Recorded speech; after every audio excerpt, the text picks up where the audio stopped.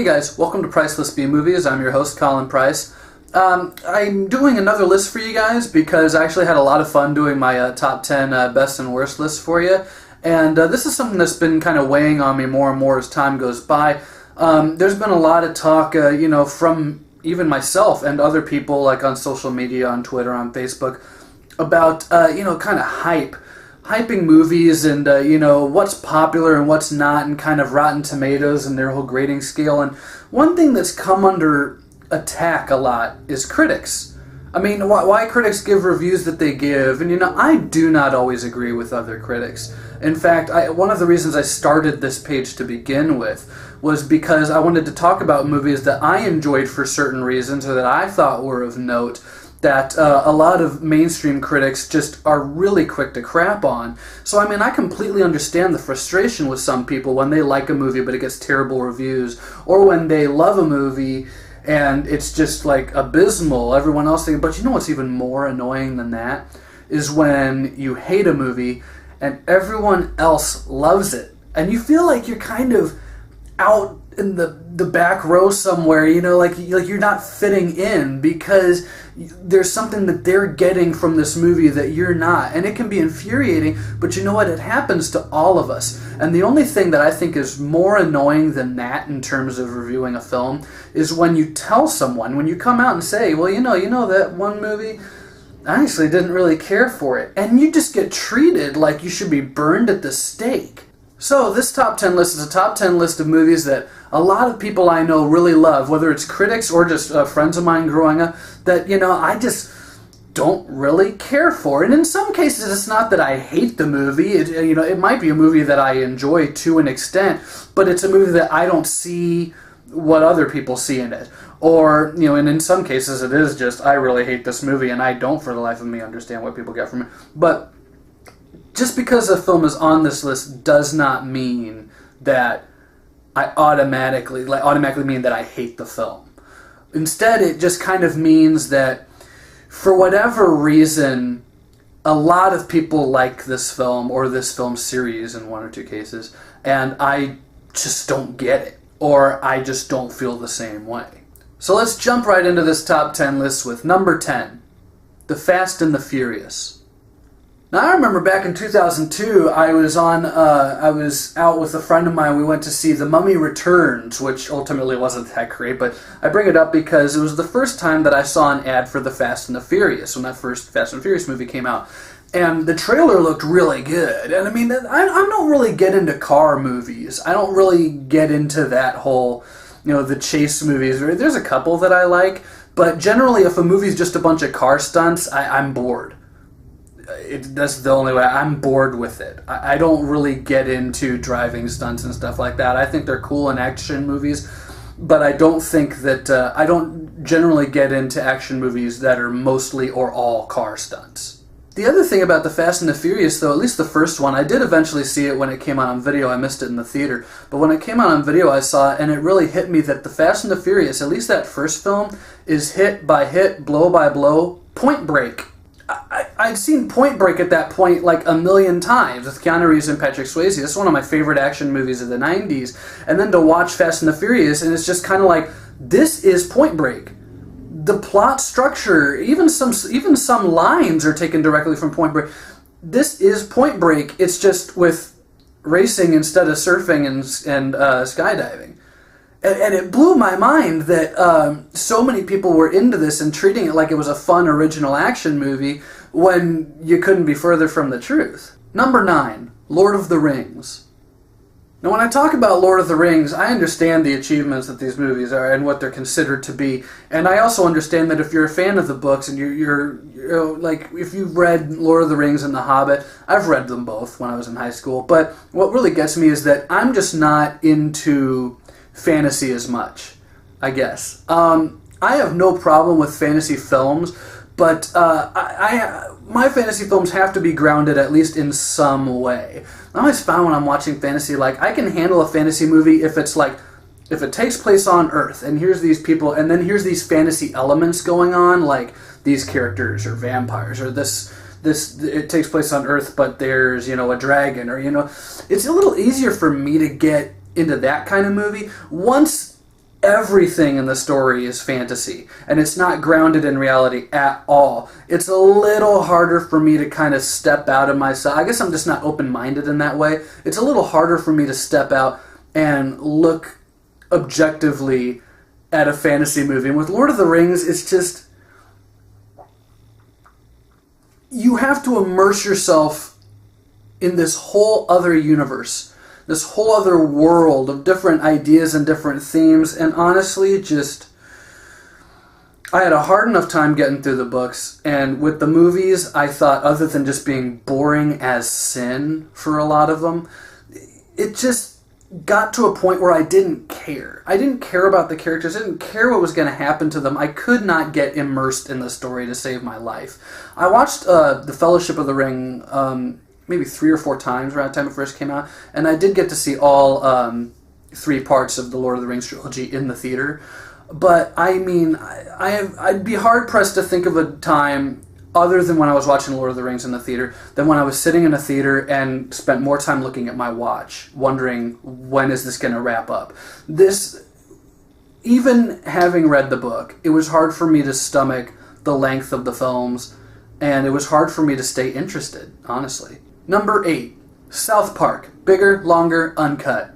Now, this is a movie that I actually tend to have a problem explaining to people why I don't like it. I have a lot of friends who are real big into South Park. And I've had a couple people just flat out tell me they don't think I have a sense of humor at all because I don't think that South Park is funny. I really don't. I've seen some episodes of the show. I've seen the movie. There was one point when I laughed. There was one thing I thought was funny, and I can't remember the context right now because this was several years ago when I saw the film. But it's like a news program, and one character's saying to another, like, oh, Canadians are evil, and all this, look at what you did, and he's listing these problems that he has with Canada, and one of them is Bryan Adams, and the other character goes, the Canadian government has apologized for Bryan Adams on several occasions.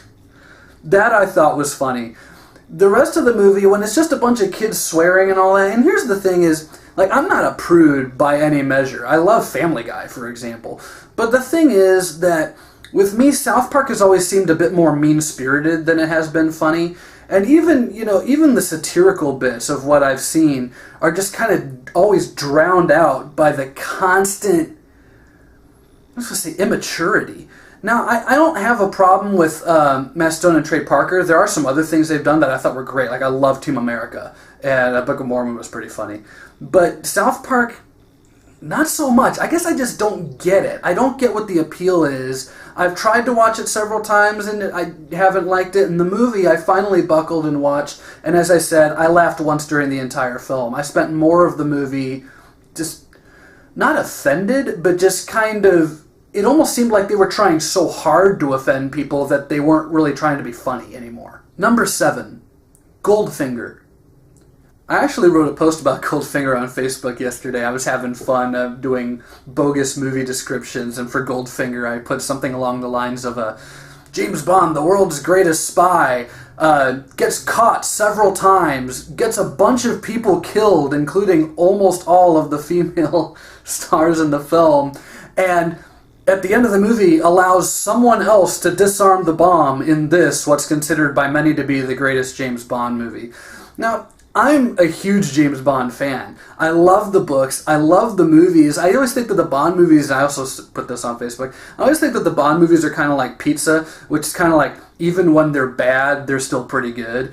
Goldfinger, I like the movie. I do, and I totally appreciate how it set up a lot of the gimmicks and a lot of the style that would emulate in the Bond films that were to follow. But the thing that always gets me about Goldfinger, when someone says it's a great spy film, I totally agree. When someone says that it's a great suspense film, it definitely has its moments. When someone says it's a great James Bond film, I'm always kind of like, no. And when someone says it's the best James Bond film, I always just have to assume that they're going on popular opinion and haven't actually seen too many of the other Bond films, or that they don't know the books to save their life. Goldfinger, the book, is really good. Goldfinger, the movie, my biggest problem with it is that it's not, in addition to being extremely overrated, the tone is off from the book. And not only is the tone off, but as I said, it's the one James Bond movie where he accomplishes nothing. He kills Oddjob. That's all he does. That's all that he successfully does. He spends 95% of the movie screwing up. It's quite frankly like one of Bond's lowest moments is that movie, because it spent more time showing how inept he was than having any fun with the character. It was also at that point where I started getting a little tired of Connery. I really like Dr. No. I love From Russia with Love. But that was the point where Connery was starting to wear on me. A lot of kind of the misogynistic tendencies in the film were starting to bug me, and the fact that he borderline... Actually, there's no borderline. He basically rapes Pussy Galore at one point in the film. Things like that. And people say Goldfinger's the best Bond movie. No, it's not. It's really not. Number 6, Casino. One thing I love is a good crime film, a good gangster movie. I can normally get into a crime or gangster film unless it's just completely terrible. Casino is one of the films I saw.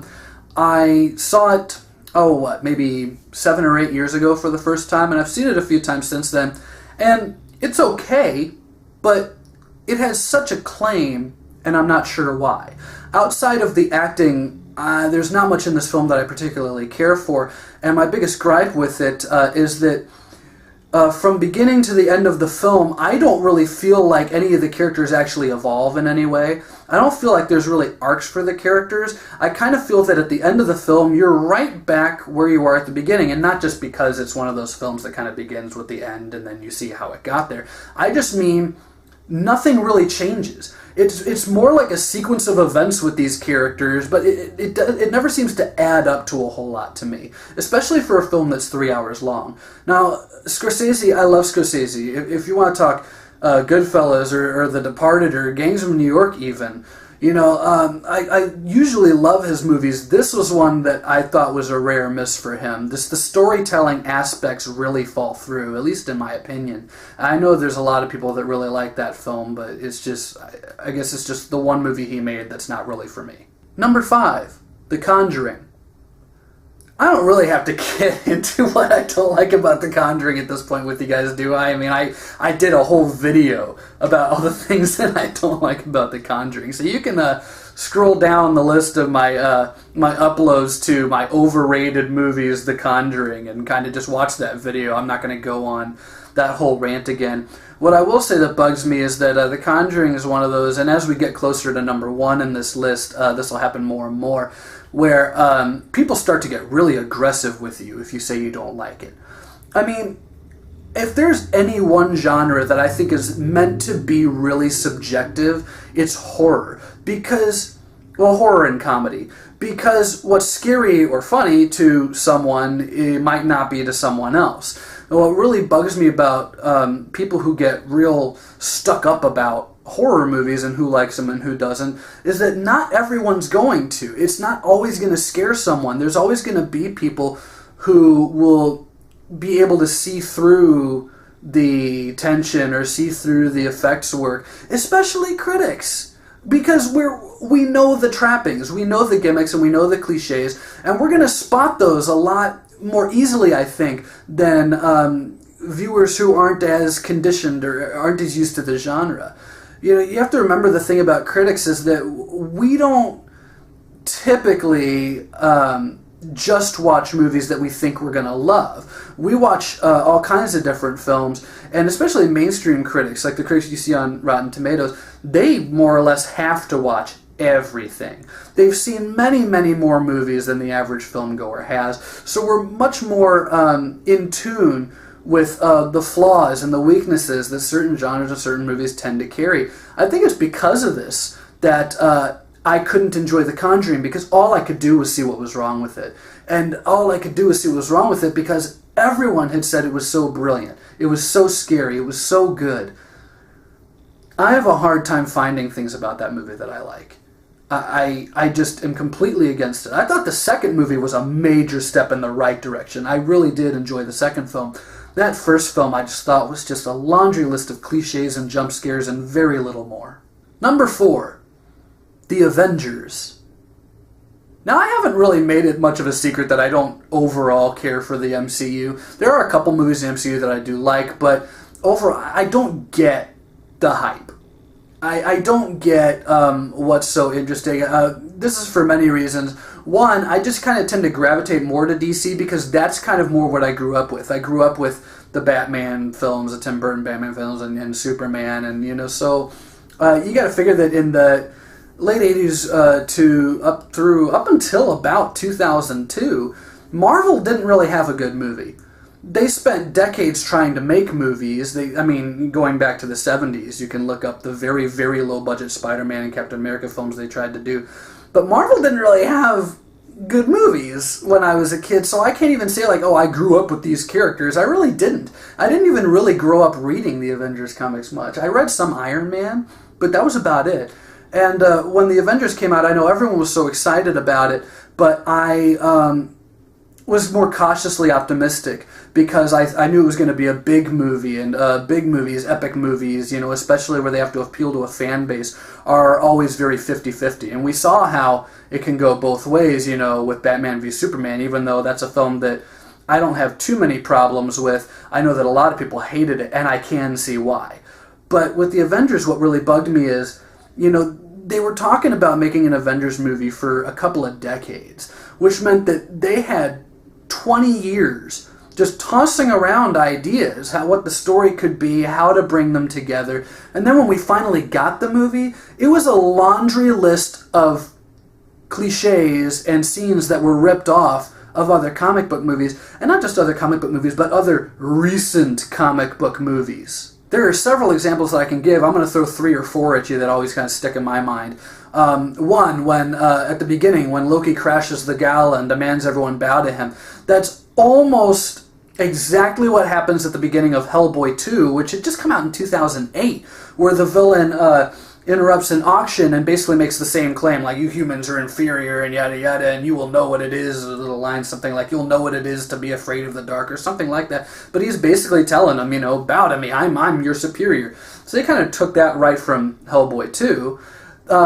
Dark Knight, of course, is the big one everyone notices, where, the bad guy meant to get caught, even though it doesn't really further his plan in any way, shape, or form. And really, if anything, it's a missed opportunity for him to destroy everyone on board that ship, and he doesn't. And also, let's face it, that end battle in New York City, so basically they didn't know how to end it, so let's just do Transformers? Was that their way of thinking?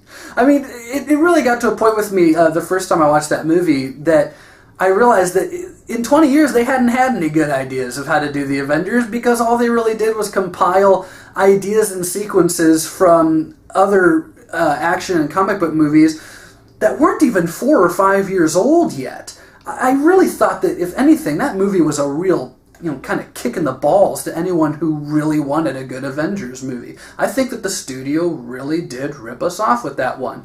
Obviously, I know a lot of people will disagree with me on that, but that was my take on that film. Number 3, Blade Runner. Alright, now for those of you that are still here and haven't just turned off the video right when that title popped up, Blade Runner, I've seen it a few times, and it's not a movie that I hate. It is a movie that I think is overrated. It's a movie that a lot of people will regard as one of the best science fiction films of all time. I couldn't disagree more. The acting is very good. I love the symbolism, and a lot of the philosophy is fairly interesting. But I don't think that it's a movie that was nearly as innovative as everyone meant it out to be. The visual style was incredible. But outside of that, it was more boring than anything else, I think. It's one of the slowest science fiction movies of all time. And I don't think that it amounts to enough. And there's so many different cuts of that film, too, that I haven't seen every cut or every version. And I know that a lot of people like to tell me, well, if you watch this version, it makes all the difference. And then I'll go online and realize it's like 2 shots of something were taken out. And I'm like, it can't make that much of a difference. It's not like the whole third act is different or anything.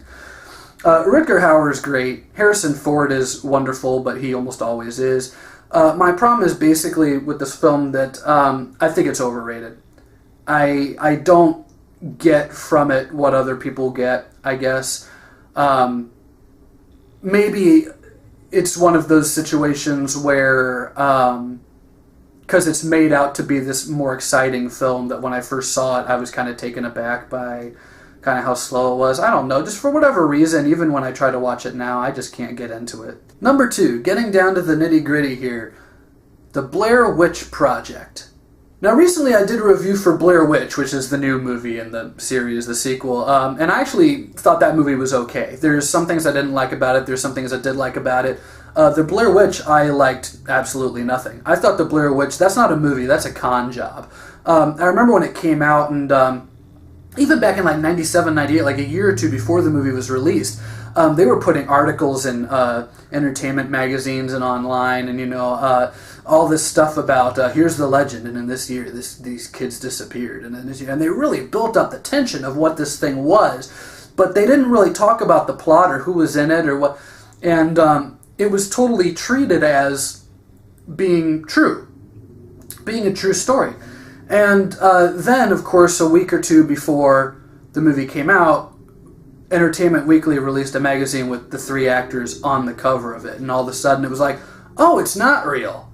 Okay, well, what a ripoff. We thought we were getting something genuine, something groundbreaking in horror, and instead what we got was a movie of these 3 punks wandering the woods, and no ending. No real ending. And if you want my opinion on the ending of that film, just watch my review of Blair Witch. I really don't see why people liked that film when it came out, much less why there's some people that still claim it's one of the scariest movies. But you know what? That's it. I'm going to get a couple of my friends and go out to the woods at night and film us pretending to be scared, because apparently we'll make millions of dollars. The Blair Witch is the biggest con job in cinema history.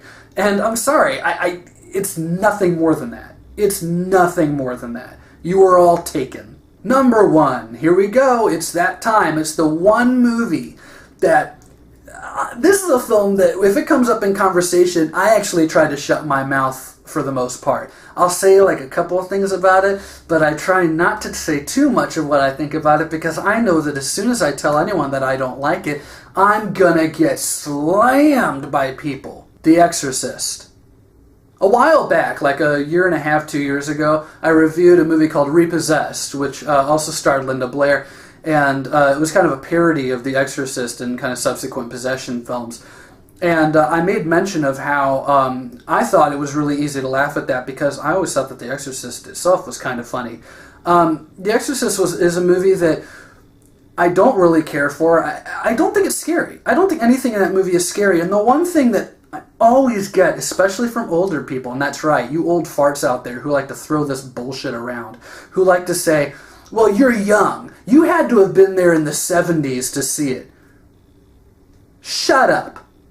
I'm going to tell you something right now. When I was a kid, my parents wouldn't let me watch R-rated films, and I've made mention of that before on this page. They wouldn't let me watch R-rated films, but I had a very unique interest in horror, even in grade school. So, I mean, since I couldn't watch, like, the Chucky movies and the Freddy movies, at least not without going to a friend's house, I would be watching the silent films and the Universal monsters. There's stuff in those that when I was a kid I thought was really scary, and there's stuff that I thought was really interesting, and it kind of opened my mind. It was the perfect introduction to horror. You start with the older films, so you can gain an appreciation over time of how the genre evolved. That being said, I saw The Exorcist for the first time when I was 9 or 10 years old, and I hadn't laughed that hard at a movie that wasn't a comedy. That movie to me is absolutely hilarious. The first half of it is mind-numbingly slow. That's one thing. And I get that, they're establishing mood. Whatever. There's no mood in that film. Oh, we have to get to know the young priest and his issues, his dilemma that his mother's died and how it's affected him. Okay, you can do that in 10 minutes and do it well. You didn't need to spread it out to the 30 or 35 minutes that film spends on that before anything else happens. Then once the girl is possessed, then it gets really funny. I'm sorry, a little girl vomiting pea soup on a priest to me is not scary. That's hilarious. And then when she came in with that British, like, I am the devil voice. The dubbing was so bad, for one thing. Like, half the time it didn't even match her lip movements. And then I don't get why people thought this was scary even in the 70s. And, there's movies that come out today that I don't think, even when I'm 50 or 60 years old, if I hear someone say, oh, Insidious isn't scary, it's yada yada, I'm not going to tell that person, well, you're too young to get it. No, you're not too young at 9 or 10 to understand the concept of a demon possessing someone, because it's just as simple as explaining to a kid, well, that person's not them anymore. It's this evil force that's talking through them. That's not hard to grasp when you're a kid. At least if you're a kid who's spent the last several years watching horror movies. It's not that difficult to grasp. And I really hate when people try to say, oh, well, you had to have seen it at the time it came out. Dude, it was fresh to me as a 9-year-old. I hadn't seen other possession movies yet. It was fresh to me at 9. I still thought it was a dumb piece of shit. That's my list of the top 10 movies that I tend to get flack for not liking. I think pretty soon I might just do the opposite and do another list, top 10 movies that I actually love that everyone else hates and I don't understand why. I don't know, that could be a lot of fun to do. Anyway, I do have a lot more reviews coming, so thanks for watching and stay tuned for more Priceless B movies.